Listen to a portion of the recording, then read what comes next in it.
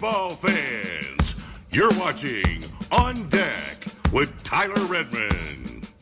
Welcome into On Deck. As always, thank you guys so much for tuning in. We really do appreciate it. While you're here, do us a favor, like the video, subscribe to the channel, and hit the bell for notifications so that you can stay up to date with everything going on here at On Deck and, of course, with your Atlanta Braves. While you're here, also do us another favor. Go ahead and check out our social media. You can follow me at Tyler Redmond TV. That's on Twitter and Instagram. Also, go check out the On Deck shop using that QR code. Now, tonight is pretty obvious what we're going to talk about. Spring training. We're towards the midway point. We know kind of where the roster is going to be, but tonight I wanted to touch on all of the battles, all of the last minute things that we kind of have to check off before the end of spring training. And I think the obvious, most important thing there is the fifth starter spot. So we're going to, of course, hit that. We're going to talk about the bullpen. We're going to talk about who will be the names on opening day. And, of course, we'll also hit position players as well. Good to be with you guys. I really enjoyed being on the Locked On Braves podcast.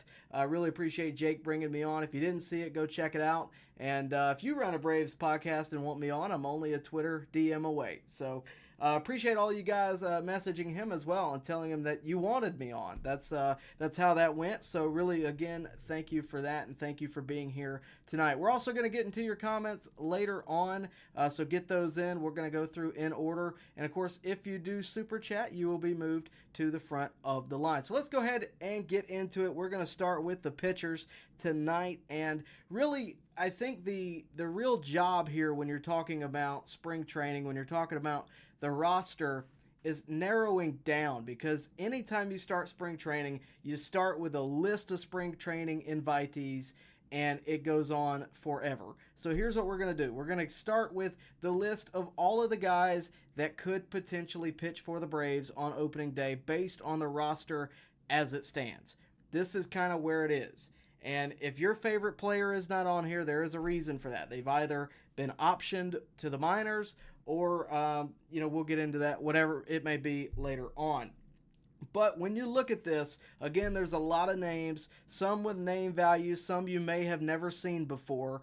We're going to get into why they're here and who will likely make the roster. There are only 13 spots available. We have 21 pitchers still listed that are still in camp.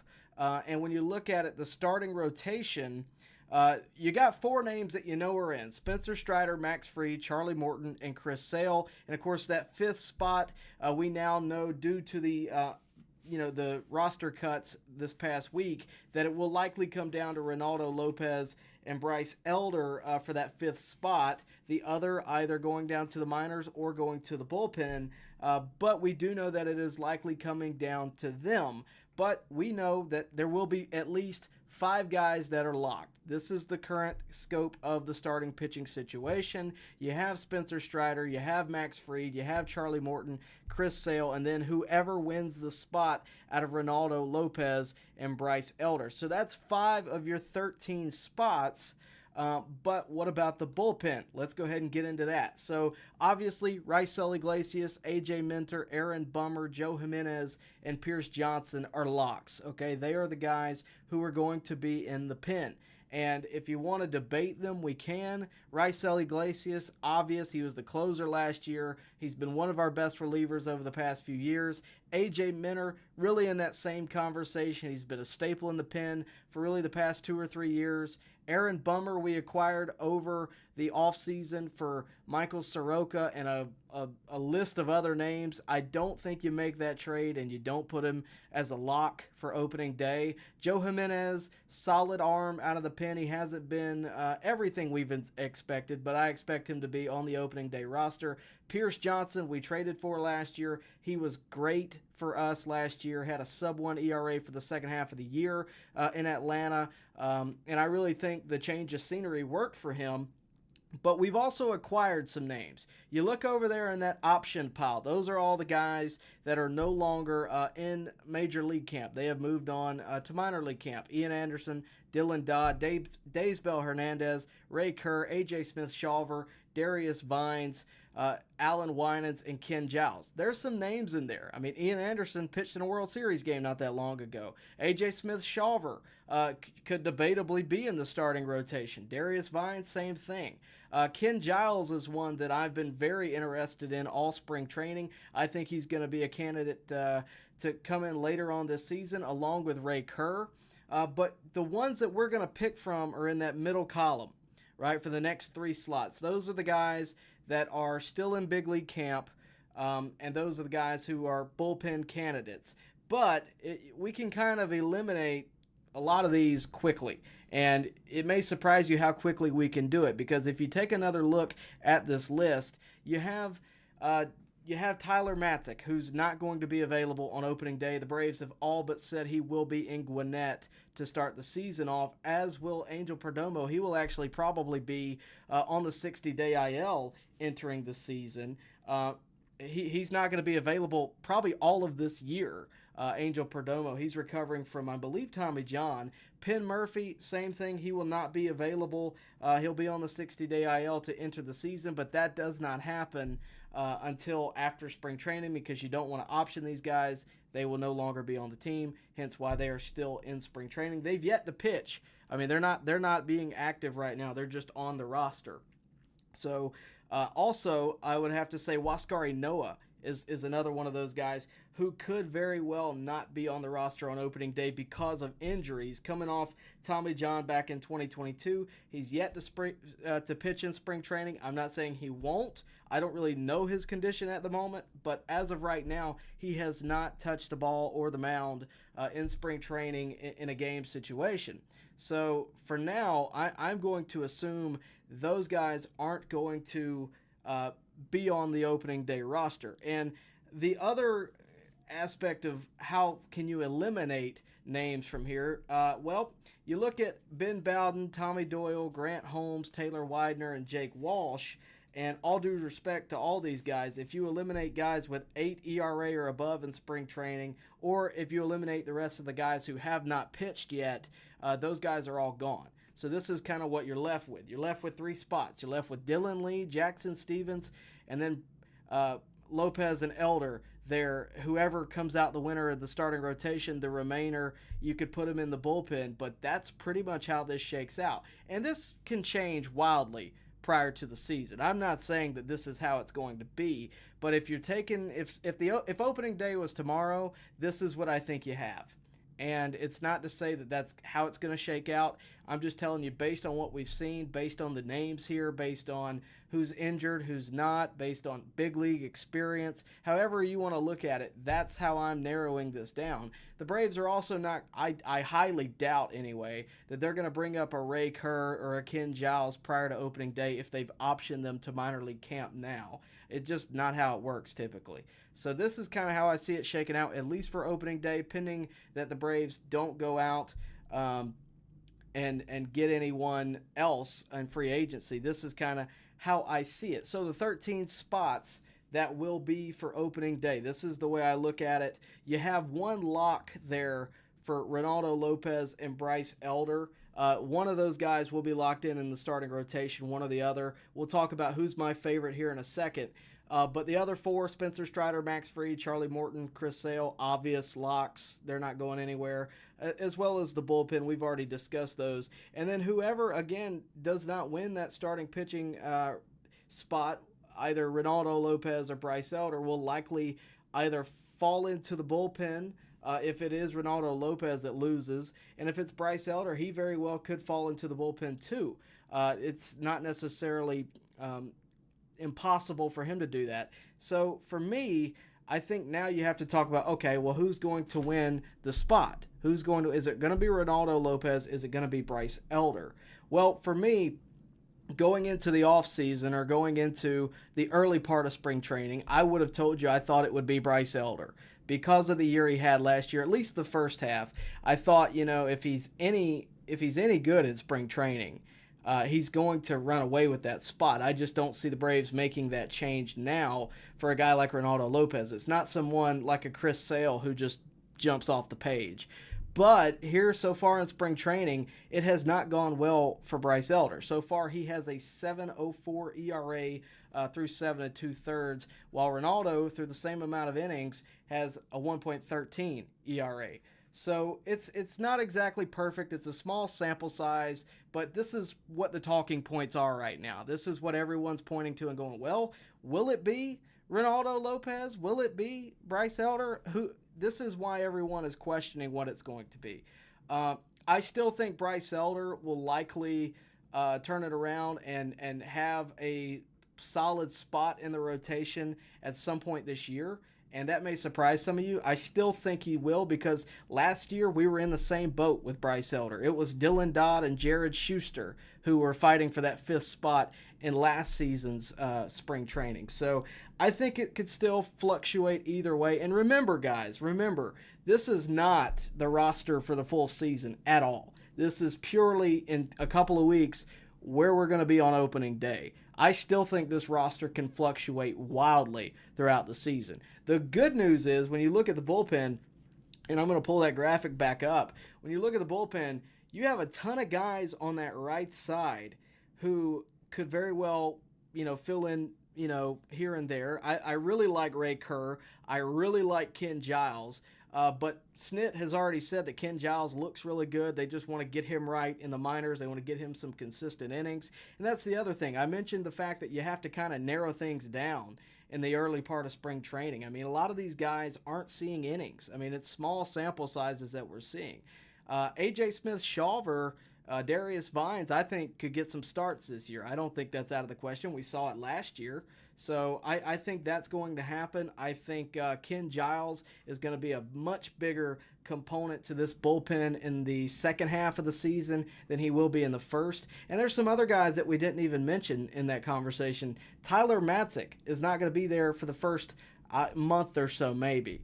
I think he's going to be back and ready to go before the All-Star break for sure, and that's a huge component. So when I talk about that, it's going to be Jackson Stevens and Dylan Lee and whoever else it may be out of Reynaldo Lopez and Bryce Elder. Keep in mind, you have a ton of guys that are either in the minors or not starting the season at the major league level, or healthy, one way or the other, that could very well influence the major league roster before the All-Star break. This is, again, purely for opening day. The roster is only going to improve after that because we have plenty of depth. We have plenty of people who the Braves took a chance on in the offseason who could very well come in and impact immediately. And the other thing is, a lot of the guys who have been optioned, let's go ahead and take another look at that list. The guys on the right here who have been optioned, your Ian Andersons, your Dylan Dodds, A.J. Smith-Shawvers, Darius Vines, those guys are looking for a spot at the Major League roster. Either a bullpen spot, either a starting spot, does not matter. They are looking to make the roster. The other thing to consider here is you're going to have a load of depth throughout this year. That's not a bad thing. So I really love the fact that we're not going into the season questioning, well, what are we going to do if someone gets hurt? We know who's lined up if someone is to get hurt either in the bullpen or the starting rotation. And the other thing is, it's healthy competition. Reynaldo Lopez, Bryce Elder, it's all healthy competition. And I think that's a great thing in spring training. It's a great thing for the entire season. You don't want someone to feel that they are secure necessarily in their spot. You don't want them to think that they're not secure in their spot, but you don't want them to feel like they don't need to bring all they got. Not saying that anybody is. I'm just saying it's a nice thing to know we have competition. It's a nice thing to know that, hey, one of the guys that we, Alex Anthopoulos picked up in the offseason is already making waves in spring training in Reynaldo Lopez. I'm curious to see what a Ray Kerr does later on. We know he throws gas. It's all about controlling it. That's why I think he's going to be in the minors for a while. I saw some guys bring up Angel Perdomo in the chat. Angel Perdomo is going to be out this season. We're going to pay him to basically recover from Tommy John surgery. But I still think he's another one of those that has gas. Penn Murphy's another one that is a project. I don't mind it. I think it's going to only benefit us in the future because especially Angel Perdomo, who has years of control after 2024.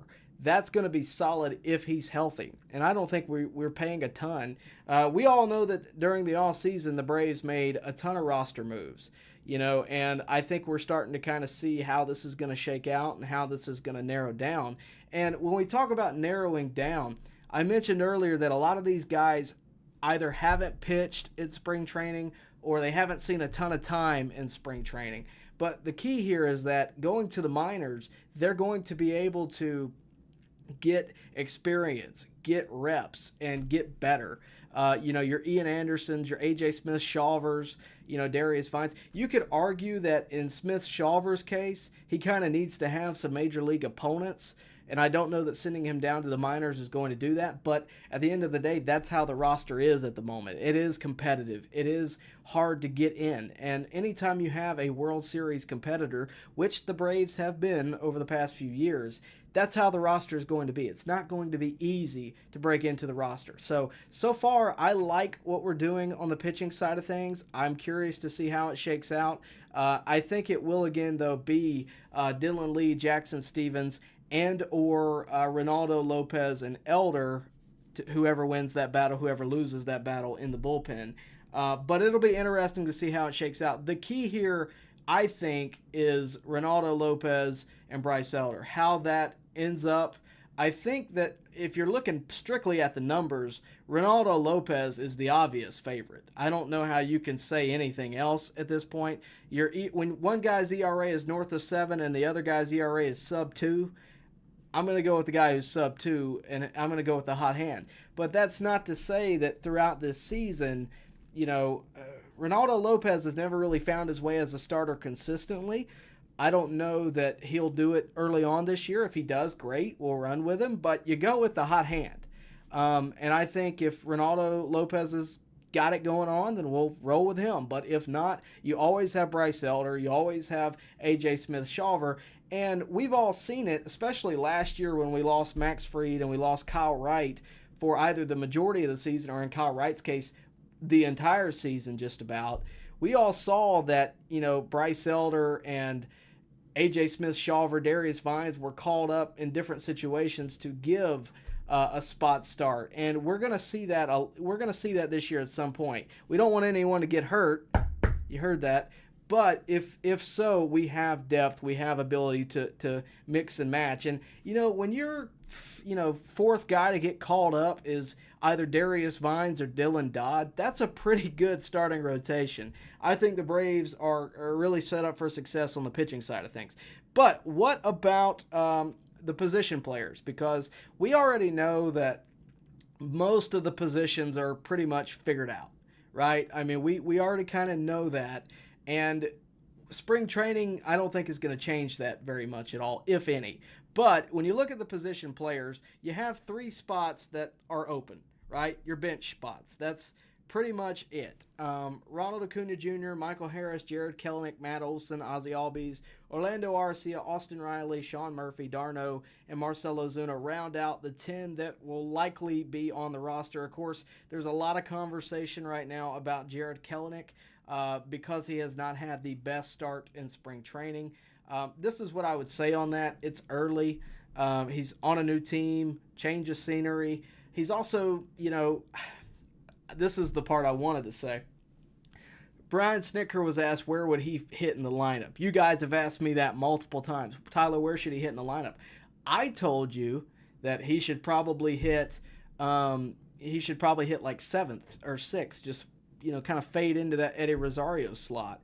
But now, after what Snit said, he kind of, I think he's a little smarter than me when it comes to this baseball thing. He said he wants Kelenic to hit 9th, which historically has either been, Orlando Arcia or Michael Harris. And, got to give credit to him because he gave me a new perspective on this. Because to me, I could see Michael Harris hitting 6th or 7th. I could see Sean Murphy hitting a little higher in the lineup. I could see Orlando Arcia, handling his own in the 8 hole.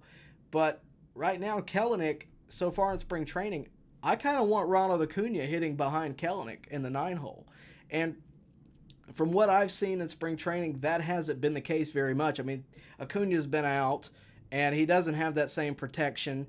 But you give him Acuna hitting, behind him in the lineup, things may change. So I'm not saying that that's going to happen. I'm not saying that I'm completely sold on Jared Kelenic. I will say that I like his attitude, I like his approach, I like his ability when he's on. But as of right now, I'm not necessarily sold that he is the permanent holder of left field. And if not, this lineup is powerful enough to work around that, at least up until the trade deadline. I have no doubt in that. But I think he's going to find his way. Again, it's early on in spring training. He's seeing live pitching for the first time in a few months. I mean, you got to give him some time. So we'll see how it goes. But that's my take on Jared Kelenic. I still think he's a lock, as is everyone on this list. The only spots you have open are the bench spots. You probably need an infielder, you probably need an outfielder, and then whoever goes from there. So let's go ahead and get into what we think this is going to shape up to be. So these are your spring training invitees, position players. You got a 40, and you also have the men that are on the 40-man roster. You see Luis Guillorme, Forrest Wall, and JP Martinez there. Those are the guys that are in spring training as of right now. We can go ahead and eliminate a few of these just for pure common sense. Number one, JT Martinez got sent down to the minors already. And then, to me, personally, I think you could remove all of the catchers from this list because with the catching unit of Sean Murphy and Travis d'Arnaud, I don't think you have any need for that at the major league level. You call those guys up the next day if that were to happen. So, for me, those guys are eliminated pretty quickly. That's just how I narrow this down. Again, it's all about narrowing down when you're in spring training. And that's exactly what the Braves are doing. That's what Alex Anthopoulos and Brian Snitker are doing. They're like, okay, we got to narrow this list down. We got to see who's it going to be. And so from this point on, what you really want to look for is standouts, right? So you got, 10 or 12 guys there from David Fletcher to Forrest Wall who, are still at big league camp, and it needs to be narrowed down further, but who are the standouts? And the Braves certainly have a few. And I already mentioned one, David Fletcher. This guy has been phenomenal. I had his name circled before spring training. Once we did the first roster breakdown, I had his name circled. I told you I thought he might be an impact player. He certainly has been. 360 average, 393 on base. He gets bat on ball, and he's got 25 at bats, which is the fifth most, and he's got those numbers. But the other thing about it, the Braves, they want to keep an eye on him. They want to see what he's got to offer because, make no mistake, I had him circled. They also had him circled. So that's kind of the way I look at it. Another standout that the Braves have right now in spring training, I had to talk about this guy, Forrest Wall. If you haven't seen Forrest Wall so far in spring training, you are missing out. 450 batting average, 3 homers. That's tied for the most in all of the Braves with Michael Harris. 900 slug and look at that OPS. Not to mention, guys, we've seen it over the past few years. He's got elite speed. He is different on the base paths. This guy is an athlete. And off the bench, if he's found his swing, I really like this. And not to mention, he was also on the postseason roster last year. You could argue that's primarily for his speed. The Braves know something about this guy, and I really have a lot of faith in him. If he can stay like this, that'll be phenomenal. But even if he gets to hitting 300 off the bench or 350 off the bench and has power, I don't see any reason why he couldn't be your outfield bench spot. The other standout that I want to mention is Jordan Luplow, and I hope I got his name right. But he's had a solid spring training, 2 homers. That's the second most. 213 batting average, 591 slug. He's been solid as well. I think when you look at the way things are shaking out, between the names that are still in big league camp and the names that, are already locks, those 3, David Fletcher, Forrest Wall, and Jordan Luplow, are the guys that really stand out to me. And if you have any, let me know. But right now, those are the guys that I'm picking and writing down. If I'm picking up my opening day roster for tomorrow, based on the numbers, based on, what they've done, those are the guys. So let's go ahead and eliminate some of these off the list. So that is what I see. And if you may be looking at a Luke Waddell or a Phillip Evans or maybe even Luis Guillorme, I just named all these standouts. Luis Guillorme has an argument as well. And I'm going to tell you what that argument is. It's not that he's done particularly well. in spring training. It's that he hasn't had a lot of at-bats. I want to say he's had 5 at-bats throughout the entirety of spring training compared to David Fletcher's 25. So I'm curious that as this list narrows down, and pitching always kind of narrows down faster because they want to get these guys innings and kind of get to where we're going to be. With hitting and position players, it takes a little longer, and that's certainly the case this year. But as this list narrows down, I want to see Luis Guillorme. Have some at bats and see what he can do. Because I mean, I'm not saying he's going to do better than either of those guys I just mentioned, any of them. But he certainly deserves an opportunity. He was the other one other than David Fletcher that I had kind of circled. Like, I'm curious to see what he does. Forrest Wall, I think, was the other one. So I'm curious to see what happens to Luis Guillorme, but David Fletcher, Jordan Luplow, and Forrest Wall, I think those guys right now are your best bets. And, you know, every time it comes around every year, you always kind of see, for the bench anyway, it's very rare that you have guys, those are your bench guys. It's very rare. I mean, sometimes if you have carryover from the year before, Guillermo Heredia is a good example. Charlie Culberson is a good example a few years ago, but it's rare that you just have guys who are in it every year and you know who it's going to be. And it's also rare that you sign guys with the intent for them to be off the bench because they're not going to have a lot of at-bats. They're likely not going to want to go to your team because they're not going to have a lot of at-bats. So it's rare that you're able to find that kind of player. But these guys, at least Forrest Wall, is a grown kid in a way. He's been up through the Braves organization. He's been with us for a few years. David Fletcher, we got, in the off season, and look, he's proved himself so far. So we'll see how it goes, but this is my final list for what I think the position players will be. Of course, Ronald Acuna Jr. will be in right field every day. Michael Harris in center. Jared Kelenic, I still think is going to be in left. He's got to have a better next couple of weeks of spring training, but even if it stays at the pace we're at, I think they're going to give him a shot and let him at least get warm to the idea of playing every day in left field. Matt Olson, of course, at first. Ozzie Albies at second. Orlando Arce at shortstop. Austin Riley at third base. Murphy and Darno, they're going to be at catching. And then, of course, your DH, Marcell Ozuna. Those are in no particular order. It's just basically listing it out. Your infield bench, David Fletcher. Outfield bench, Forrest Wall. And then your rotator, Jordan Luplow. That's how I see it as of right now if you started the season tomorrow. And to be honest with you, pending the Braves going and signing other talent, this is how I see it going for the opening day. But let me know in the comment section what you thought about my list. Let me know what you think about opening day. Let me know how confident you are in either Reynaldo, Lopez, Bryce Elder. I want to talk with you guys about all of that. So as we get into the comment section, please do like the video, subscribe to the channel, hit the bell for notifications so that you can stay up to date with everything going on here at On Deck, and of course with your Atlanta Braves as I throw that book down.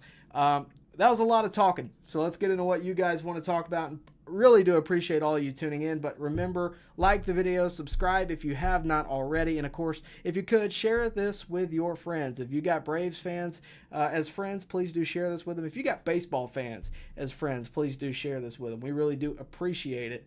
Let's see. Corey Carter says, great seeing you on Locked On. Great to be seen, Corey. Yeah, I had a lot of fun with that. Maybe we'll be able to do more as we go forward. Jake, as always, I like watching his stuff. I don't watch a lot of Braves creators just because I try not to pollute myself with idiocy sometimes. Jake is not that. He is very well prepared and very well put together. It's a really well done show. I prefer mine, but it's a really well done show, truly. Jake was great, and I really enjoyed being on. Yeah, Corey Carter says, this is perfect. What a privilege it is that our biggest concern is the 5th starter. Yeah, I mean, like that's the thing. Corey, I think a lot of Braves fans have kind of gotten spoiled over the past few years because, I mean, we've had really good teams over the past few years, especially 2023. I mean, that was off every chart, better than anything I've ever seen in my lifetime. So I think when you look at it, it's nice that it's our biggest concern. I have underlying concerns when it comes to Chris Sale. I think that kind of goes without saying. And the other thing is when you're talking about the starters, You got to also look ahead, because I've mentioned this before, but you can't assume Max Fried's back. You can't assume, you can't assume Charlie Morton's back. So you may next year have to replace both of those guys. So it'll be interesting to see what happens. Is Angel Perdomo injured all season? I believe he is out for the entirety of the year. He is you remember what we did with Kirby Yates? That's kind of what we're doing with Angel Perdomo in a way. We're kind of just seeing where he goes from here is the best way to put it. Matthew says, Tyler, our old friend Eddie Rosario only got a $2 million minor league contract. Outfield prices are low. Our other friend Adam Duvall is still available. J.D. Davis is available too. Should Double-A sign them? I mean, that's the thing, right? I kind of mentioned earlier, yes, it's low. The prices are low because the demand is not high in a way. I think Eddie Rosario would probably love to come back. I mean, obviously he's signed now. I think he would have loved to come back. I just don't think I don't think the Braves were satisfied with what he did over the past 2 years. They will never say that. He's a legend in Atlanta, all that good stuff. I just don't think they were satisfied. In terms of Adam Duvall, I would not mind that. But I also think they're going to roll with Kelenic. They're going to test that out. I'm sure Kevin Seitzer has got something that he sees in him to give him the reason to go get. I mean, they did a lot to get Kelenic. I'm interested to see how it progresses. And remember, guys, back in 2019, Josh Donaldson, we picked up Josh Donaldson. He wasn't exactly, killing the ball at that point. But Kevin Seitzer worked with him, and all of a sudden he becomes old Josh Donaldson. And, maybe we see Kelenic break out this year, a month or two into the season. But either way, I think they're going to run with him. Let's see. Richard Davis says, I don't think Elder is a bullpen guy. I don't know that he is either. It's kind of more about the way the roster shook out when I looked at it, because I dug deep. And when you look at all the guys that are hurt and all the guys who, frankly, probably don't belong there, I think it's interesting, right? It's interesting to see how this is going to play out. Elder, he does have a high K per 9 at spring training. I think when you think about it, last year his first half was great. I think by his second half he was gassed. So maybe he could go to the bullpen and have a better luck. In a way, I don't know. I'm not saying that he's going to be there. I'm just kind of maybe this is how it folds out. That's if it started tomorrow and if he doesn't win the spot. I think the Braves are probably almost hoping he does, because it gives you the flexibility of Reynaldo, Lopez, and Bryce Elder. But it gives you the flexibility of having Reynaldo, Lopez potentially as a starter, but also as a reliever if you need a spot start. So, it's interesting. Elder is a bit of a case. He's kind of a head case in a way sometimes. I don't know. I think we're going to have to see how it plays out. I don't know that Elder is a bullpen guy. It may be worth experimenting. It may not be. It may be just send him down to the minors and bring up, someone else, a Ken Giles, or a Ray Kerr, or whatever the case may be. I would probably lean Ken Giles in that situation. Let's see. The other thing I do want to say, we're sitting here talking about, the biggest problem we have is the fifth starter spot, but our fifth starter last year was an all-star. Bryce Elder was an all-star. So I'm not saying that he couldn't do that again. I don't know that he's going to be what he was last year. I don't know that he's going to be able to keep it up into the second half of the season. It's a lot that we don't know. And a lot that we're going to have to learn later. But for right now, I think that what we got here is a chance for the Braves to experiment a little and see what they have in Elder. The guy, say what you want about Elder. He was great in college. He's been good so far in his career. He's had his ups and downs. I'm not denying that. But he's not been bad, outright bad at all. He's a great talent. It's just a matter of, can he win the spot right now? Let's see. Corey Carter says, am I wrong for wanting to see what we have in Wall and wishing we hadn't made all those moves for Kelenic? you're not wrong at all, but I mean, if you're Double A, you can't plan for that, right? I mean, you can't plan like, oh yeah, Forrest Wall is going to come out and hit 3 homers in the first few weeks of spring training. You can't plan for that. But I think also what you can't really plan for is Forrest Wall is going to have this great career, but Kelenic is also, or he's going to have this great spring training, and Kelenic isn't. You can't plan for that. Plus, it's really the long-term effects. I'm all on the Forrest Wall. Okay, I am all for it. I love what he's doing. I love his approach. I love that he has the speed that he has. I think he could be great. Am I ready to pull the plug on Kelenic though? I would have to say no. I think Kelenic still has plenty of potential. I think he still could very well break out. We've seen what he does year to year. So, I mean, there's still time. There's still plenty of time. It's really a matter of let's see at the end of the year what the baseball card says on Kelenic. I'm still confident in Kelenic because I've seen so many players not have a good spring training and then have either a decent year or a good year. I mean, Ender Inciarte was kind of notably bad at spring training, and then he always got better when it got warmer in Georgia. I don't know. Sometimes it just takes a while for guys to get used to live pitching. I mean, it just is what it is. But we'll see. Let's see. Matthew says, Tyler, looking at your graphic, it seems like the Braves actually have a lot of room to add a starter and move Lopez back to the bullpen. How low do you think the price would be to get Montgomery or Snell? I don't think they're in the ballpark. I'll just put it that way. I think Snell, look, the Braves, point blank, don't like dealing with Scott Boras. They've made that abundantly clear. So I don't think they're going after them. And plus, I think that it's, it's very, at this point, it's just, who's going to pay the money, And when you're in that conversation, they've held out this long. I mean, we only have 2 weeks before opening day. I don't see Snell saying, okay, yeah, Atlanta, I'll take a year deal with you guys. I don't see that happening.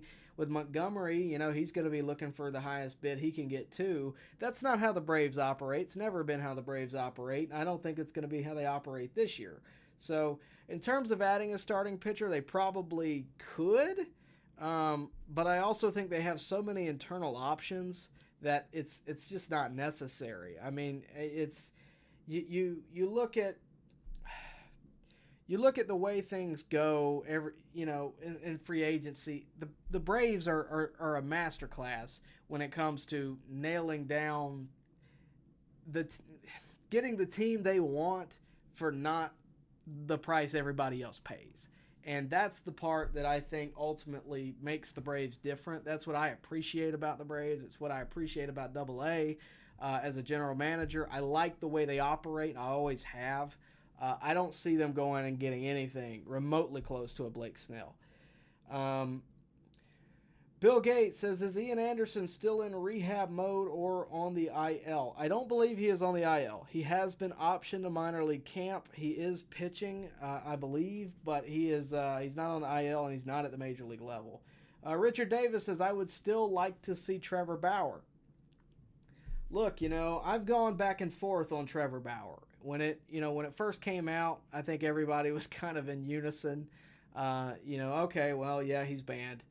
You hate it, but he's banned. And now, I don't want to speak on any ongoing case because I don't know.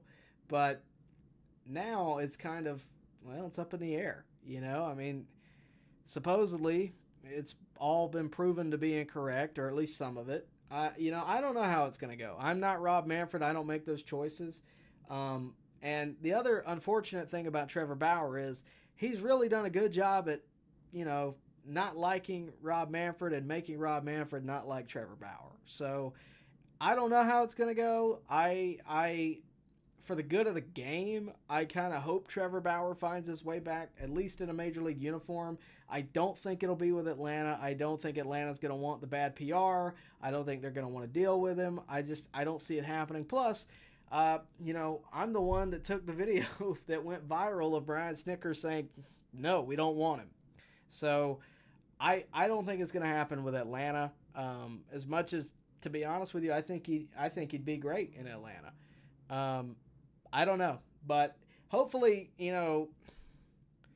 hopefully it gets proven. Whatever baseball needs to be proven, and he's back. I don't know. I mean, it's such a touchy subject because, let's say LA, for example.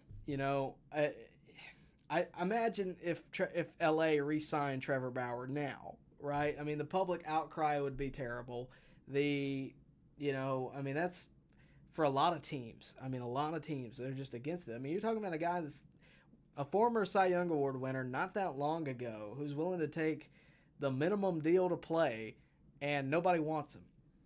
He's out there. You can get him, but nobody wants him. So it's a weird situation. It's a situation that I don't think is going to end anytime soon. I hope it does, but Trevor Bauer has been really, really great for getting the game out there before all of his issues and all. I mean, he was really, really great at getting the game to a new audience, getting it to a younger audience. And that's what, if I miss anything, it's not even what he did on the mound. It's what he did on YouTube and what he did on social media. I thought that was great. And he still does it, but it's not the same. It's just not. I mean, and it's not, he can't do any better than what he's doing, but you don't get the behind the scenes of him walking into Truist Park and, here's my bullpen for the day. I wish more pitchers did that, and maybe it'll start something. I don't know. But I mean, we're in a digital age. Football is great at it. Basketball is great at it. Baseball, I think, could use a little bit more star power and, that kind of thing. And I thought Trevor Bauer was perfect at it. In terms of him coming back to the game, though, I don't know when it's going to happen. I don't know if it's going to happen, but, maybe it will. Let's see. Caleb Stallcup. I hope I got your name right. Yo, Tyler, please be kind enough to answer this. Me and my wife cut Spectrum Cable TV. How should I watch the Braves this year? It's tough. Baseball, baseball is weird. The streaming services, they could be better. I mean, if I want to watch just about any football game, I get on. It doesn't cost me anything, just about. But baseball, it's very strange. I'll tell you what I do. I have a Bally app that I watch the games on. Sometimes it's unreliable for some people. I've never had an issue with it. Granted, I log in with a cable provider most times, but I'm just telling you that's kind of the way to do it if you can subscribe that way. It's directly to the source. You don't have to go through anything else. But I understand the problem. I get it because baseball is what it is, and it's ridiculous that it's, whether it be blackouts, whether it be streaming, it should be available. At the end of the day, there's 162 games. They're not worth that much. Let's make them available and, sell them while you're at it. Sell advertisers while you're at it. But that's my soapbox for the day. I wish I could give you a better answer. But, yeah, I use the Bally app most times because most times I'm not at home, so it's easier for me to kind of log in and do that. But, to each his own. Ask around. Ask the comment section. I'm sure they'll be glad to give you answers. But that's the way I do it, and that's the way I go about it. Let's see. Richard Davis. The Braves have $7 million before they reach the next luxury tax level. That is why they don't want to add anyone like Duvall. Agreed. I failed to mention that earlier. I agree with you. And that's another reason they kind of did all of what they did in the offseason. They traded away folks, and they worked their way to get someone like Kelenic, I think, was for the financial break. But also, $7 million is not much of a buffer, but it gives you a little bit of buffer before you reach that. And the other part of it is, look, I mean, if we want to get a bat at the trade deadline, we got $7 million to work with before we go over the luxury tax. And maybe we go over the luxury tax. Who knows?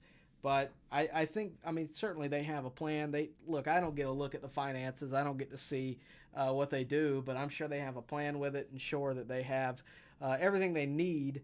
And right now, when you look at the team, there's not much to change on paper. We can't predict the season and how it's going to play out. We can't predict, 2021 is a perfect example. Halfway through the year, Acuna gets hurt. We would have never expected what it became, so it's tough to know what they're going to do throughout a 162. I can just tell you what I see over the next couple of weeks. Let's see. Matthew, Tyler, what do you think about the Nationals and Strasburg controversy? He won't budge on the contract, so they won't budge on the terms. He can't pitch with his right arm anymore. Why not try with his left? I think the Nationals, Foul Territory did a great segment on this, and I kind of agree with it. Let the guy go.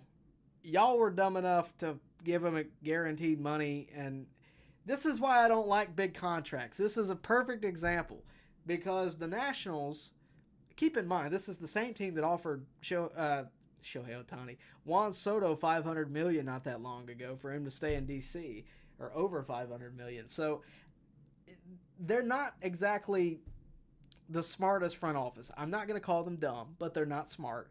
I mean, they give out these big deals, and I'm just saying, Juan Soto's great, but he hasn't been what he used to be in the past few years, and maybe going to Yankee Stadium will fix that. I don't know. But he hasn't been what he was in D.C. after going to the Padres. And, it's any of these big deals. You can look at them across the board. Albert Pujols, Miguel Cabrera, A-Rod. History, they don't change anything in this game. To me, I think the Braves are the best team at not falling for it because Strasburg, he was a great talent, one of the most hyped prospects of all time. And he was great for them back in 19 when he basically won the World Series with Scherzer, but you don't pay a guy who had a good postseason. You don't just pay the guy for it, at least not to the level they did. And now his arm's shot. He can't do anything with it. And lack of a better word, they're being petty. You got to come to spring training knowing that Strasburg doesn't want anything to do with talking to anybody. He's an antisocial guy. I think it's dumb. I think it's stupid. But, I would expect nothing less out of the Nationals, to be honest with you. Let's see. Corey Carter, Braves have shown when breaking camp that options are extremely important to them. Yeah, that's with anything, right? Whether it be starting pitching, whether it be your bench, you just want to have depth pieces. You want to have options you can go to pending an injury, pending someone going cold, whatever it is. That's really what it's about is can you go through a 162? It's a marathon, right? And a lot of times guys have to hand off the baton, right? They're hurt or they're cold or whatever. You want to have guys who can come up and give you at least a quality at bat at any given time. And that's what I think the Braves have done a really good job in doing on this roster so far. They still have a lot to choose from. I kind of narrowed down what I thought they would do, here earlier, but I don't think that they're done narrowing it down. They're going to look at everything. Let's see. Sergeant Foster says, Fletcher has more upside, and I think he will get regular at-bats in the minors. I don't necessarily disagree with that. You also say if Fletcher plays well in the minors, someone could also take his contract. Yeah, but I don't know that the Braves necessarily want someone to take his contract. I think Fletcher, I get what you're saying, I do, but I think Fletcher, based on what we have seen so far in spring training, I think he's kind of our best option off the bench. He's got experience. He can come off the bench and give you a quality at bat. He can, give you quality defense. Out of all of what we got, it ain't much in terms of that. You have Luis Guillorme, who I keep pointing out, but you don't have a lot that can play middle infield, and losing Vaughn Grissom last year, you kind of want a guy that has that kind of, defense. And look, the Braves value defense. We saw it with Vaughn Grissom. He was great offensively, could not defend, and they then signed Orlando Arcia to a 3-year deal and moved on. So they really value defense, and we saw Ozzie Albies get hurt last year. We saw Orlando Arcia get hurt last year. If he goes to the minors, that's fine, but I also think having him at the major league level isn't the worst thing in the world either. So, whatever they decide to do, I just think that on opening day, based on the numbers in spring training, he's a standout. And you gotta, if you don't reward it, what does that say about you in a way? He signed to prove himself, and I think he has so far. But we'll see.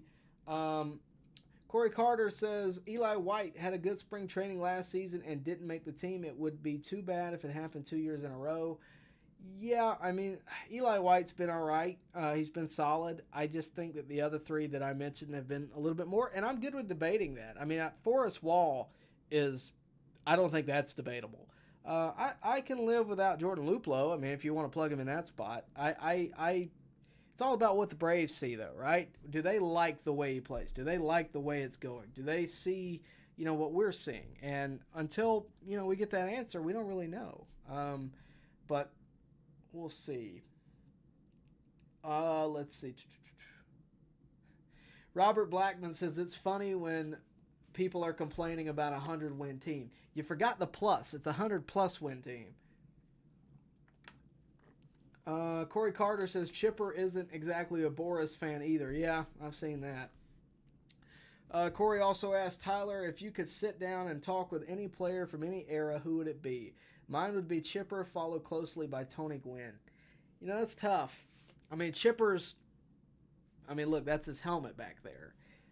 It's tough, right? I mean, Chipper's the guy that I grew up watching. Chipper's the guy, that really made me fall in love with the game in a lot of ways,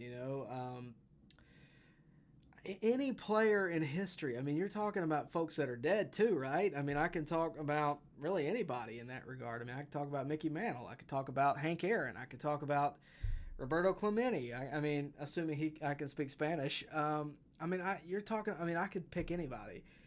Babe Ruth, Ty Cobb, Joe Jackson. That might be the one. Chipper's up there, though. If I ever got the opportunity to interview Chipper, I would be a kid in a candy store. And look, I've been blessed. I've interviewed a lot of the guys who, I was either a fan of or my dad was a fan of. I mean, when I was 18, I interviewed Phil Necro. I got a letter from the guy. That doesn't happen a lot. And I'm very blessed. I know I am. But if there's an interview that I thought would be fun to do, it's Chipper. I can recall so many things from his career, because I watched it live. And, I have some of that now. I've interviewed Michael Harris. I've interviewed, a couple guys that play now, and I always enjoy those. But, there's nothing like interviewing the guy, like, for me, Chipper. And I'm sure for folks of a different era, Dale Murphy, which I got to do. I got to introduce my dad to Dale Murphy, which was, like, awesome, right? So I've been blessed in a lot of ways. But Chipper's my all-time favorite. I can't even sit here and act like that's not who I would pick.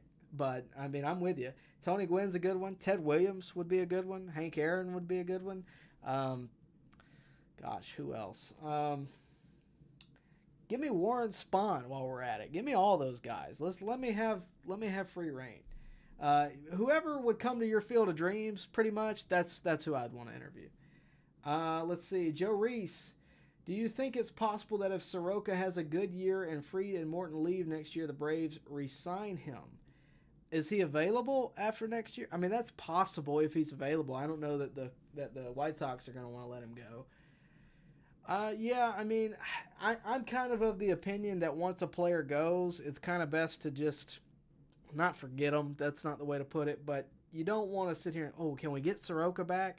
You want to just let it ride, right? You want to just kind of let it play out and see where things go. Richard Davis says Bauer pitched the other day to some minor league players and hit 99 a couple times. Yeah, how do I put this?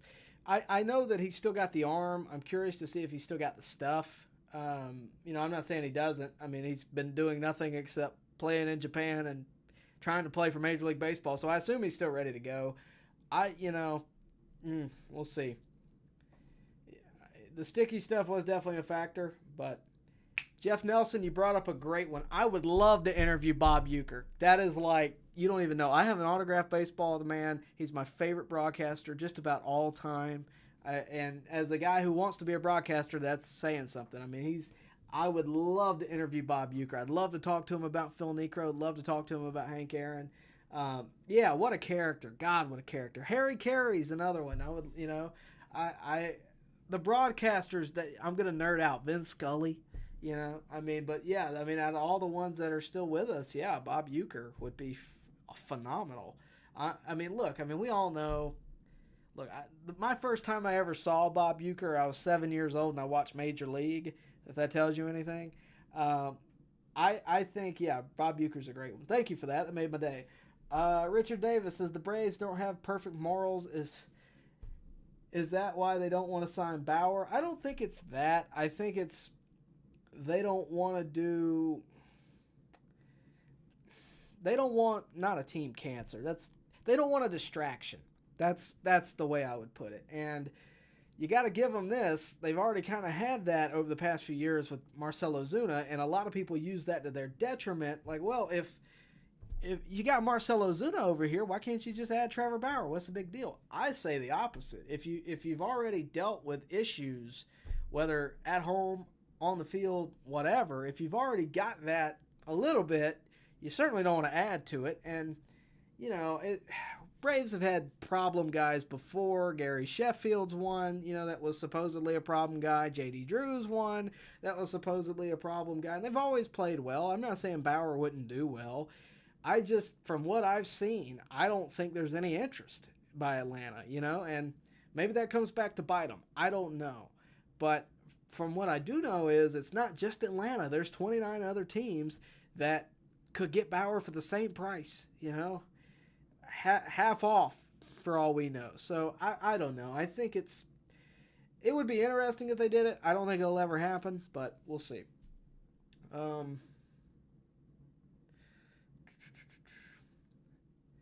Corey Carter says it perfectly. The Braves front office is so good that they get criticized. Yeah, I mean, it's just, how dare you sign Ozzy Albies to his 5-year, $35 million deal or whatever it was? How dare you sign Ronald Acuna to an $100 million deal? Do you know how crazy that sounds? I mean, think about that. If you came and told me that you were going to sign me to a $100 million deal, you think I would complain about it? That's yeah. You won't hear me say that. I'll just put it that way. You won't hear me say it. Jonathan says it would be shocking if Forrest Wall takes the left field starting role in Jared Wall, with the way Wall is playing. I don't think it'd be shocking at all. At least temporarily here and there, maybe even to start the season. But I don't think the Braves are going to move off of the Kelenic idea. I don't think they're going to move off of him so quickly. I think. I think that he's a guy that they have to let have at bats. He's a guy that they have to let, not mature, but they have to let him get in the lineup. And again, having Acuna behind him is going to make all the difference. I'm telling you. I mean, we saw that with Michael Harris. We saw it with Orlando Arcia. If they put him in the 9-hole and Acuna's behind him, the dude's going to see a lot of fastballs because they don't want to walk him. I'm just saying. They're going to make him earn it. And at that point, you'll see his numbers go up. You'll see everything go up. And that's what Acuna does, Let's see. Bill Gates, first off, he called me homie. He says, hey, Tyler, what you got on that Ronald Acuna contract extension, homie? Here's the thing, right? I think this is going to be talked about a lot. You're going to see a lot of YouTubers talk about it. You're going to see a lot of media talk about it. The thing with it is I wouldn't mind him signing another 5-year extension on top of what he's got, because I think we're pretty much 5 years in. If not, I think we're pretty much 5 years in. So I wouldn't mind that. I don't want to go beyond that, but because I think he'll still be productive for another 10 years. But also, I did a rant earlier today about how I don't like big deals like that. And, if it's for $10 million per year, like this one already is, I mean, maybe. But, I'm sure Acuna's sitting there watching Soto get paid, watching Snell about to get paid, and Shohei. Good Lord, Shohei's contract. I'm sure he's sitting there going, maybe the deal, I don't want Acuna to be unhappy. I think Acuna wants to get paid, but I also think he wants to be in Atlanta for his entire career. He's said it. I don't think that's fake by any means. I think he's legitimately wanting to be in Atlanta for all of his career, and that's very admirable. You know, I'm sure he sees the legacy of a Chipper Jones. He probably sees how Freddie Freeman walked out, you know, and or moved on, or whatever you want to call it, and he doesn't want that. You know, I get all of that, but also, hey, let them come to you. You know, let them come to you. You know, it's good advice. You know, I mean, if you're a Major League Baseball player, or if you're, you know, I mean, that's let them come to you and present the deal. Don't go to the media and say, yeah, I want to be in Atlanta my whole life. Let's see if we can make this happen. Anybody? I don't know that I like that.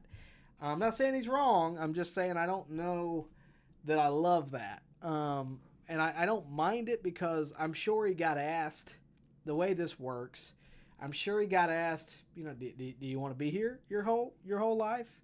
You know, and I mean, what do you say to that? No, you know, I mean, I'm sure that's the way it went, but I don't love that it came from a media source that Ronald Acuna wants to extend the deal, and that's never a good thing to put out there. And it's a lot of time, it's kind of, you know, it's I don't think it's all him. I think it was whoever interviewed him and asked him the question. And, I mean, again, what's he supposed to say? No, I don't want to be here my entire career after I just won an MVP and won a World Series a while back. No, I don't want any part of that. No, he's going to say, I want to be here. And I think he genuinely does. I don't think he's mad about the contract deal. I don't think he's mad about any of that. I think he loves his fans. I think he loves the Braves. I will say that I think they need to sign Ozzie Albies to match what Ozzie Albies is a little bit more. And they probably need to extend him for as long as Ronald's here. Because you keep Ozzie here, I think you keep Ronald here too. We have a super chat. Vision Music Works says, hey Tyler, I got to meet Tony Gwynn. Got his autograph during a rain delay at Atlanta Fulton County Stadium. So cool and funny. Telling my age. Oh no, you're not telling your age. That's a cool story. I think that's great. You know, Tony Gwynn, from all accounts, was one of the nicest guys that, you know, ever came. I never got to meet him. I wish I did. You're lucky in that regard. I want to know what you got him to sign. I hope it was something worth it. I got a ball signed by him. Right, well, you know what? I can use the side shot. By the way, how do y'all like this new camera? Yeah, that ball right there is signed by Tony Gwynn. One of my favorite players to watch old highlights of. One of my favorite players to, you know, just go back and admire what they were able to do. And the way Tony Gwynn did it, I mean, one uniform, one guy, and, you know, look, I mean, he was different.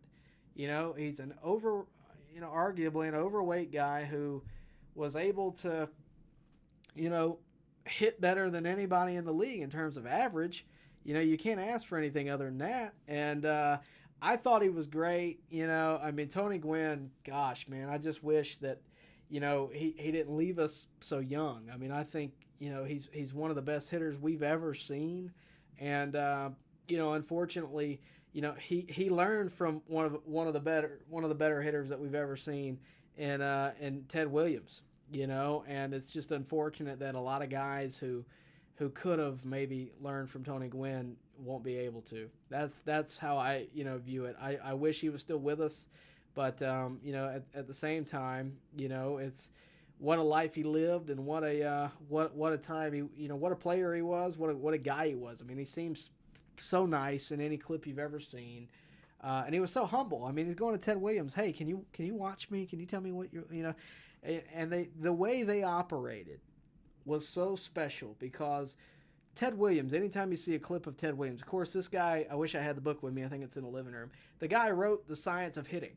I mean, he before analytics, before all the fancy stuff we have now, Ted Williams broke it all down. I mean, he had a chart.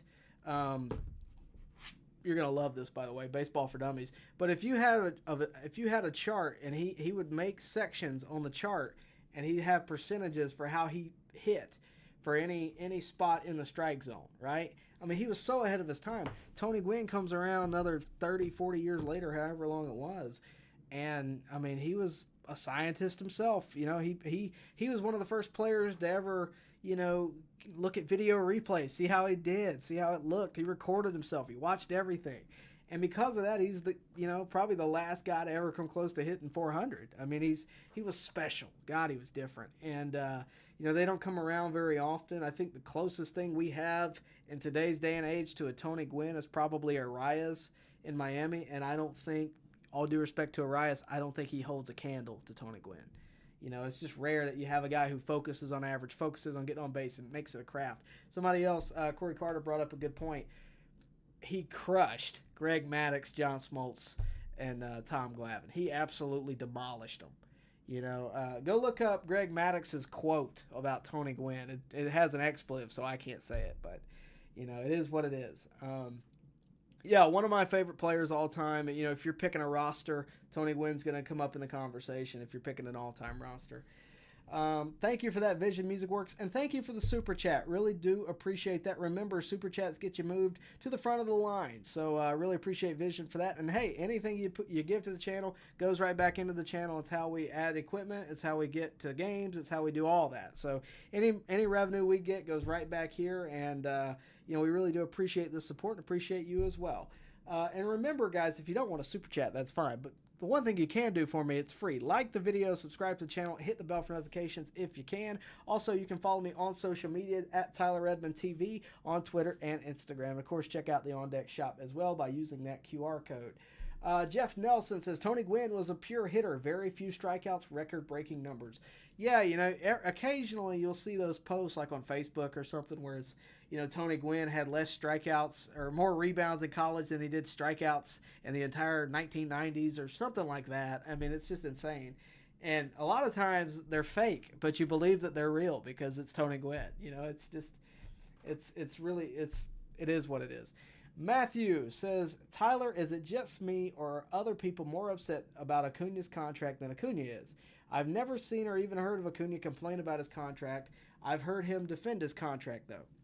Well, that's the thing, right? I mean, that's why I don't give a lot of time to it most times. Like, I'm more along the lines of, hey, are we going to extend him? Or, I mean, I wouldn't mind that, just to make sure he's going to be here for a while. I don't mind that. But when it comes to, like, people saying he should be getting paid $50 million a year, you're paying him $10 million a year.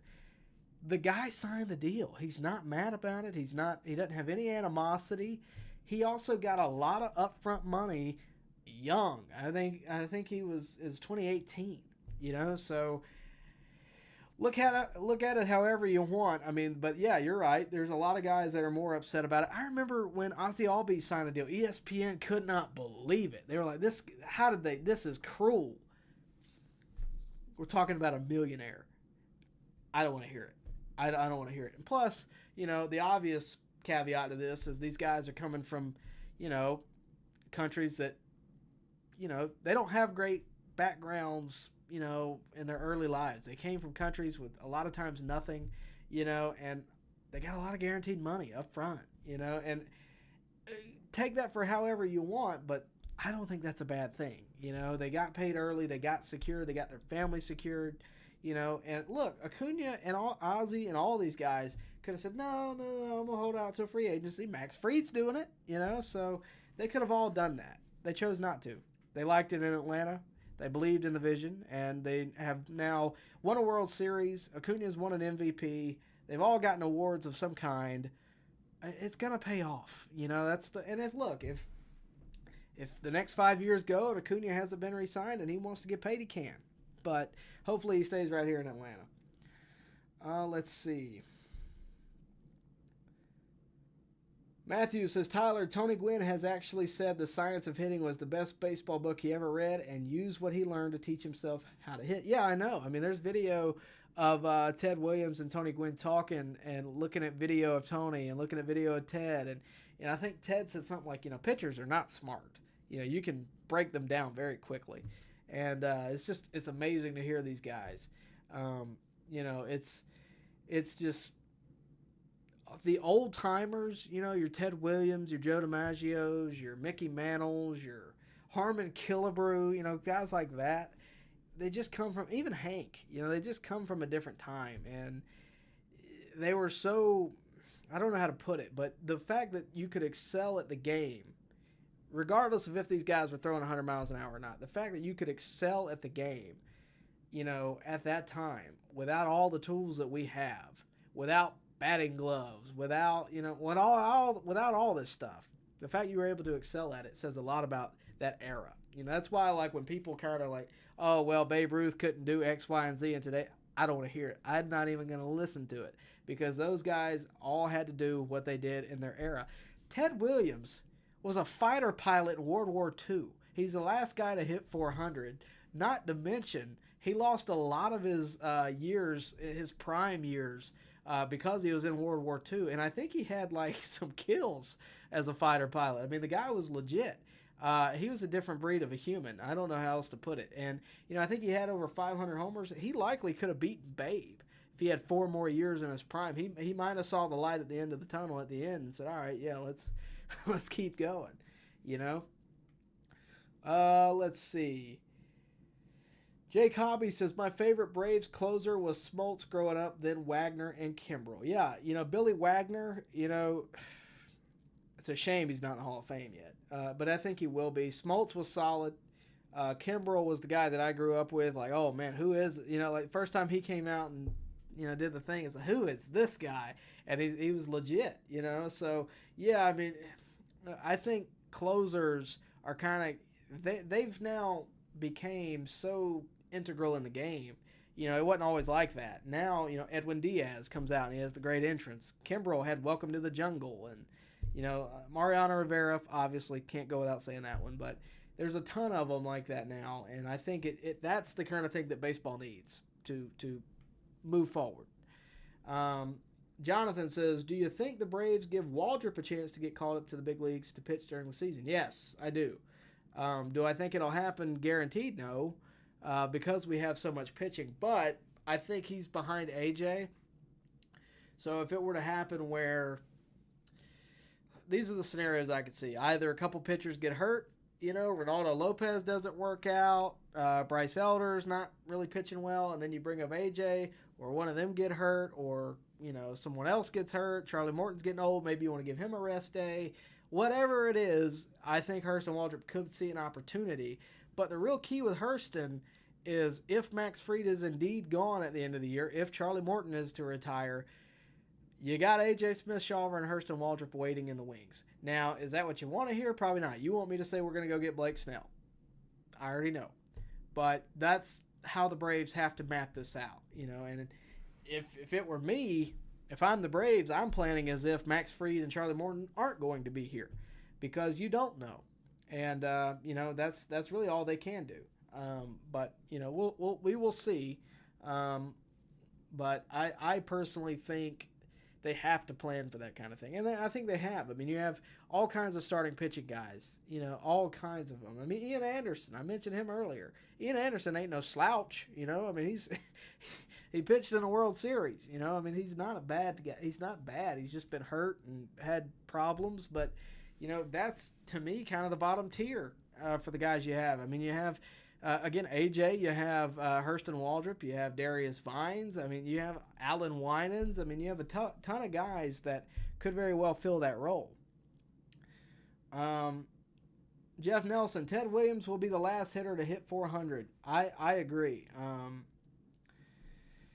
Yeah, I mean, Corey Carter says if Ichiro didn't do it, I don't know who will. I mean, in this day and age, I don't think that's the goal anymore. Tony Gwynn, was the last one that could have done it. Then they went on strike. So, it's tough. I mean, everybody was thinking Arias might do it this year. I personally did not. But, I mean, you hope that someone can do it again one day. Everybody thought that the Triple Crown was done. Then Miguel Cabrera did it a few years ago. So, it's we'll see. That's kind of how I view it. Jake Hobby says, will you be covering the NCAA tournament again this year? I have not heard. I don't believe so.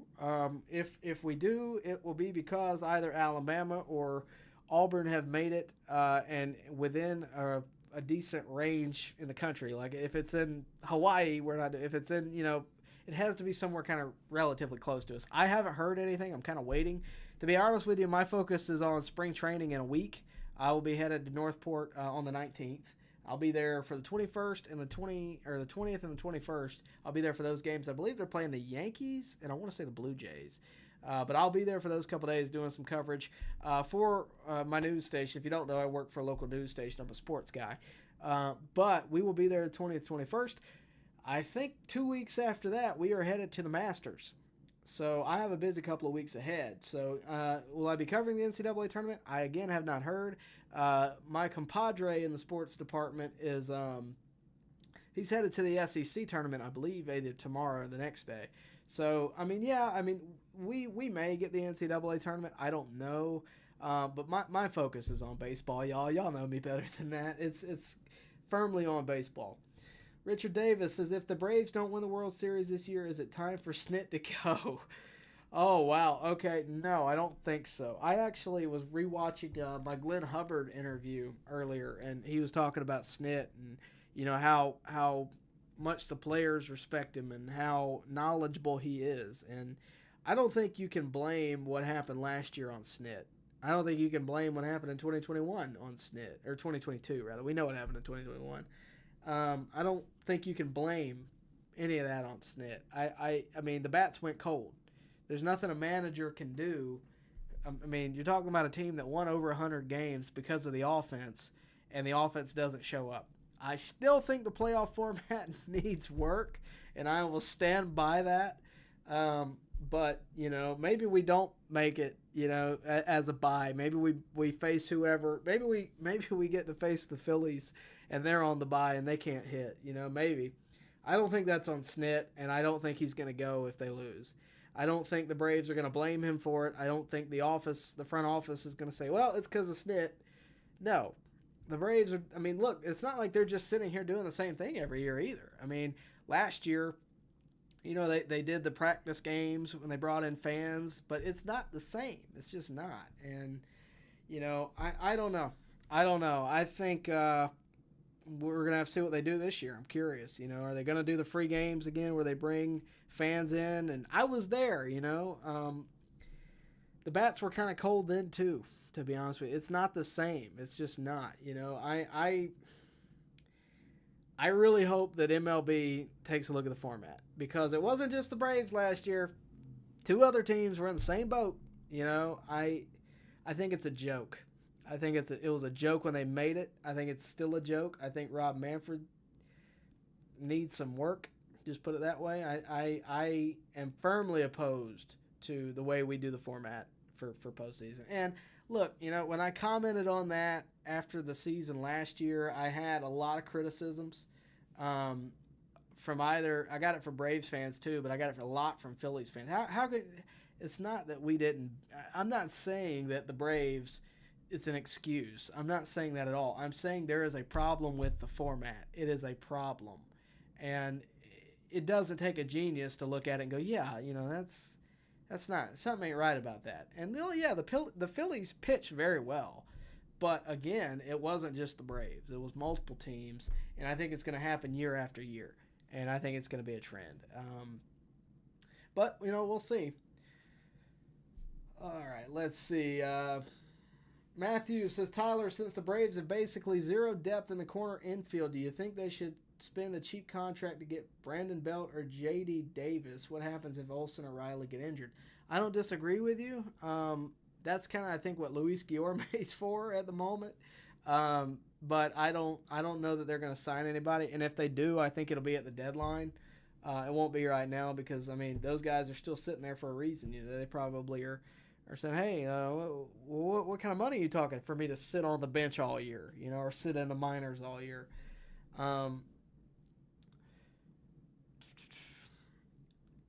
Let me see.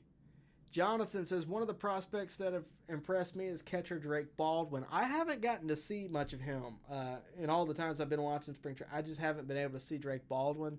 But they have, I mean, a lot of catching prospects. I mean, I'm going to pull that back up real quick because when you look at just how many they got, 4. I mean, Drake Baldwin, Chadwick Trump, who we are familiar with Chadwick.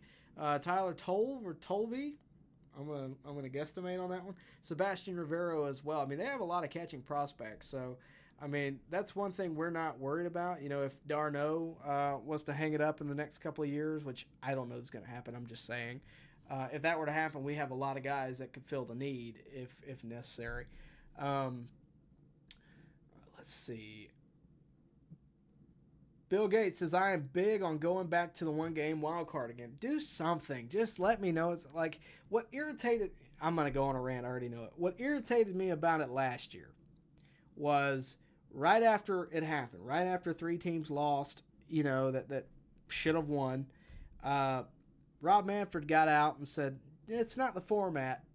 It's not the format. Don't even consider the format an issue. Don't even acknowledge that, yeah, maybe we could use some tweaking here. That's what happened. And for me, it's like, just tell me you want to try something to fix it. I know you want the ad revenue. I know it's not going to change. Just let me know that it's a problem. And I don't see that in Rob Manfred. And, of course, we got some good news revolving Rob Manfred earlier this year. Of course, we're going to have to wait 5 years, but it is still good news. I don't know. That makes my blood boil a little bit, but I think baseball needs to take a firm look at it. And it's not just me saying it. Snit has said it. I believe Dave Roberts has said it. I think a lot of managers would say it. 5 days off, it's longer than the All-Star break. It's all about the money, all about the money, all about the money, and I get it, I do. As commissioner, you want your job's to make it profitable. I don't deny that, but there's a way to do it. Why not make it a doubleheader? Why not make it, because here's the thing. The other thing is, I think at least 6 out of the 8 wild card games were like settled within 2 games. I like, if you made it a doubleheader, it's 2 days or 1 day as opposed to, but that's me. What do I know? Let me say this. I do like the fact that it is 3 games in a way, because it does settle who's the better team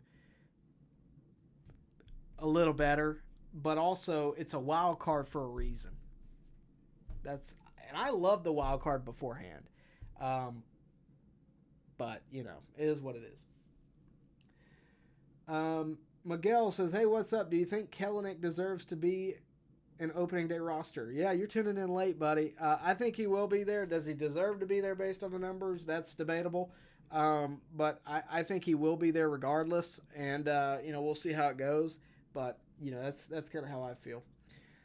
Joe Reese says, the days a pennant winner get off should be the days to decide the wild card 3 max. I think I read that wrong. I may just be delirious at this point. Jonathan Roberson, allow me to throw in my opinion. Oh, here we go. The way the playoffs are set up is complete trash, and that's even if the Braves win it all. I don't disagree. I don't disagree at all. Like, if the Braves won it this year, I would be happy. I'm not going to sit here and act like I wouldn't be happy. But I also would understand that the same garbage that got us to the win was the garbage that we dealt with the year before. And I couldn't imagine, let's say we win it all this year. And we beat the Marlins in the playoff series, in the wild card series. We then face the winner of the Phillies and the Dodgers. And the Phillies knock off the Dodgers. And then we beat the Phillies. I feel like we almost kind of cheated in that regard, because based on last year, if that was us, the Phillies were not the better team between the Phillies and the Dodgers. And that's what keeps happening year after year. I mean, think about it. 2 years ago, we lose to the Phillies, who I think beat probably I don't remember who they beat in the wild card series, but they beat us. They move on and they get beat. Same thing last year, because the team they're playing is ready to go. They're better and they're ready to go. They're not 5 days removed. So, it is what it is. I'm not going to say they don't deserve the win, but it is what it is. I think that's about it for you guys tonight. I really do appreciate you tuning in. I think we've gone, how long have we gone? Over almost an hour and a half. It'll probably be an hour and a half before this is over with. Really do appreciate all you guys tuning in tonight. First live stream in a while. Felt good to get one under our belt tonight. Trying to experiment a little bit with the camera shots, trying to do a couple things. We're going to get a couple more going hopefully, but hope you enjoyed this. Hope it gives you a little bit different perspective, and we'll see how things go. But for now, that is going to wrap it up here at On Deck. I did want to say a couple things before you go. Number one, of course, like the video, subscribe to the channel, hit the bell for notifications, all that good stuff. And of course, please do go follow me on Twitter. That's where we announce streams. It's where we get mailbag ideas for these streams or for videos, whatever. Go do that. Follow me there. Also, you can go check out the On Deck shop. We got everything with an On Deck logo you could ever ask for right there on that QR code. Also, I did want to say this. My most viewed video ever, and a lot of you guys I'm sure have seen it, the Daryl Chaney Unwritten Rule Bob Gibson story. If you haven't seen it, go check it out. Just go to my most popular videos that's out there. It reached over 100,000 views this week, and it's taken another YouTube algorithm uptick, and it took it over to 100. I just wanted to say thank you for all the support. Thank you for all of you guys that have watched this channel, and I know there's not 100,000 of you watching right now, but I just wanted to say thank you. I really do appreciate all you guys watching at 10 o'clock at night are the most loyal. And I know we're going to pick up some more during the season, but those of you that watch during spring training, during the off season, you guys are the ones that I know are real supporters of this channel throughout the entire year, and I really do appreciate you. But again, go check out that video if you have not seen it. I promise it's worth it. You don't get 100,000 views for nothing. Go check it out. It's a really great story, and you know, we'll see how it goes. But hey, also, I know I said this earlier. Like the video, subscribe to the channel, hit the bell for notifications, and if you would, please do share this channel with your friends. If you got friends out there, I know you got them. If you got a Facebook page, you got friends, share this on your Facebook. Let everybody know we are here. We're only a couple of weeks away from the season. We're going to be doing a lot more content come the summertime, and I'm looking forward to it. I'm looking forward to the fall as well, covering Braves baseball. So with that all said, thank you very much. And, of course, I like the Kirk Cousins move. I saw the chat in there, Corey. I like Kirk Cousins. I think they were a quarterback away. Raheem Morris was never going to come in if he wasn't getting a quarterback. They got a good veteran quarterback. Hopefully he can stay healthy. Hopefully he's as good as he can be. And hopefully they continue to add some more weapons for him and, of course, the defense as well. That's all I got. We will see you later right here at On Deck. Baseball fans, make sure you like and share this video and subscribe to this channel. As always, thank you for your support.